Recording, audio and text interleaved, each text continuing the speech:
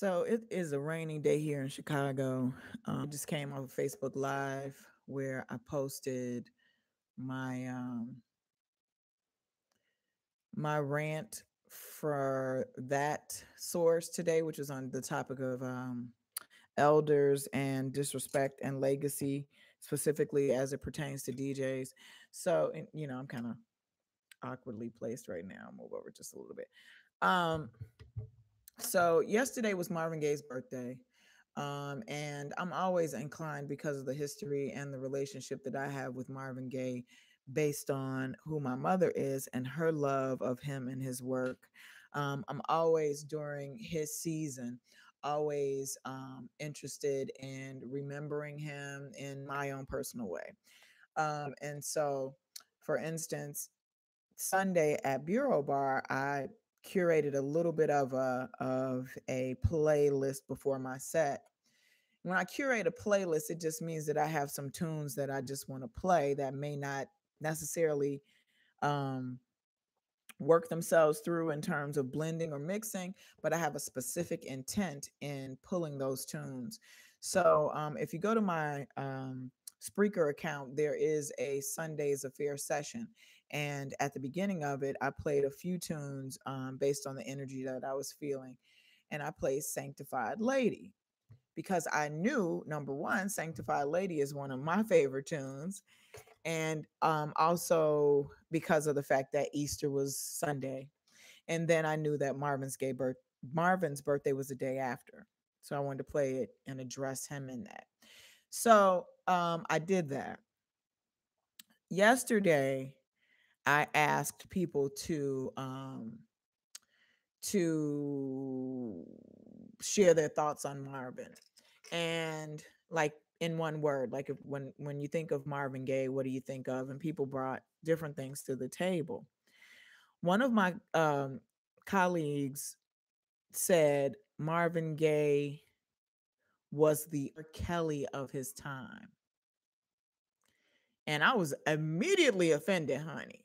I was immediately offended because um, I would never compare Marvin to R. Kelly because I guess it was based on my ignorance.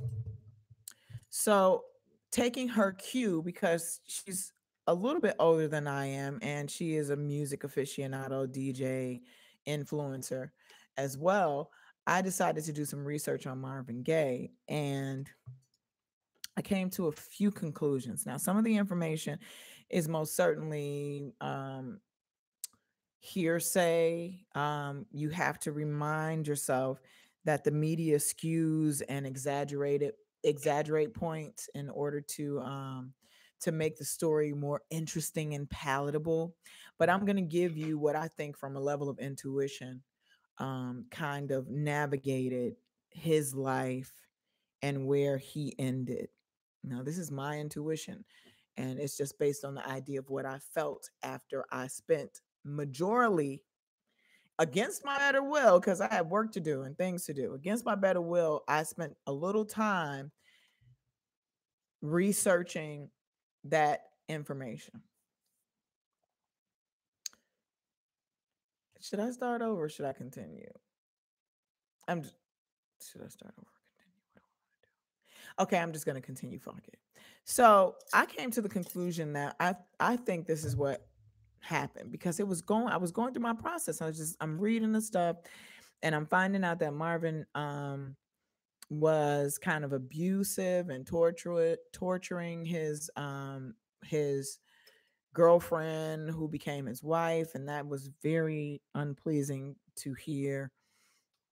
He said some really painful things per her book. And it just made me wonder what his childhood was like. And of course, I'm not sure if people knew that Marvin's father was at least practicing transgender behavior or drag queen behavior. I don't know what the terms would be at this point, but he was practicing. He was wearing women's clothes and he had women's attitude at a certain point.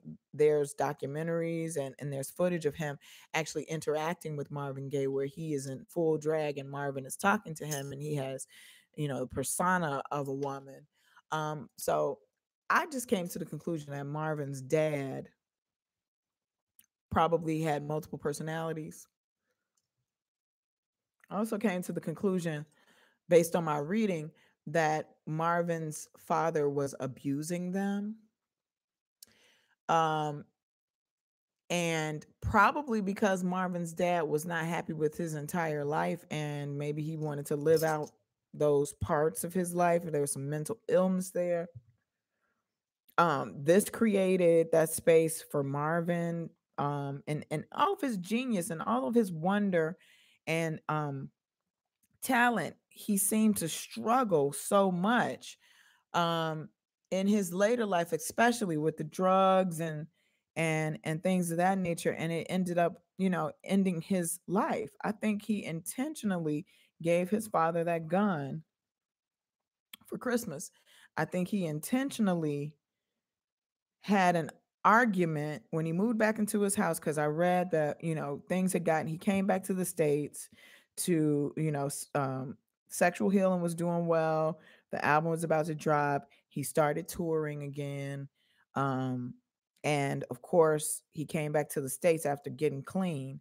And then all of a sudden, the drugs started happening again and the behavior started happening again. And because, he still had demons here on in America and all of those things, all of that energy started coming back to him, and he ended up staying with his sister, and then he was sleeping in a car with his son or something, and then he ended up back at his father's house. I think that he intended for his father to kill him. That's just what I energy that I drew from it. I think gave his father a gun for Christmas. I think he, knew that the father still had the gun. I think that he knew that night that they were gonna have an argument. I think he started a fight. I think he assaulted his father, and I think his father in turn killed him. And I think that's what Marvin wanted. It's heavy for me. Sometimes, I feel things, and like yesterday was weird because I was just kind of like mulling over the interviews. I saw his genius in some of the interviews that I watched here on YouTube. I saw, his frailties and his insecurities, and a lot of his genius was just like rambling, and I was just like, this dude has some mental illness.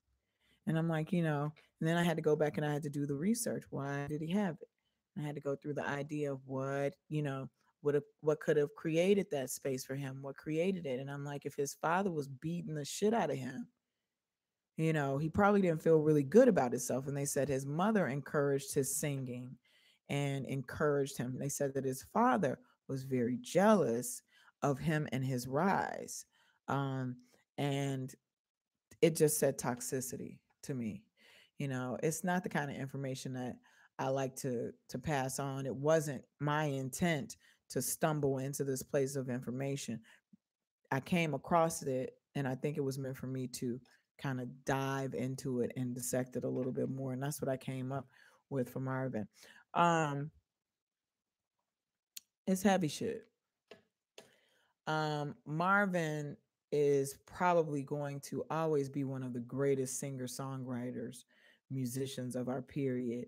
It always struggles and it always bothers me because I know that in this life, most of our artists and creative people are very misunderstood, have challenges, have depression, have spaces that we can't navigate. And I'm always, because I know that I struggle in a lot of these ways as well, I'm always looking for remedies to help myself and those who may feel that kind of energy in our plight. And so that's why I did the research. So I just wanted to share that with you because, for those of you who have moments of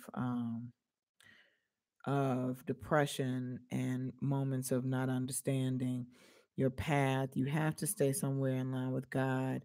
You have to stay somewhere in line with um, how to further creativity. Most certainly keeps you safe and true, and pushing forward and navigating through those processes helps you to build your confidence. And If you can stay close to creativity and positivity, then you most certainly can navigate through. And we need to navigate through because the world needs us. The world needs us, creative people. The world needs us. That's it. Find and Fathom DJ Live and Direct here in your World Wide Web sphere at findingfathom.com. That's not right. Findingfathomdj.com. Hashtag findingfathomdj. Hashtag fathomdj.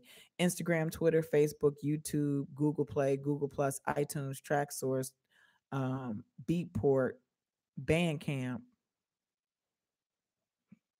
I'm all over space.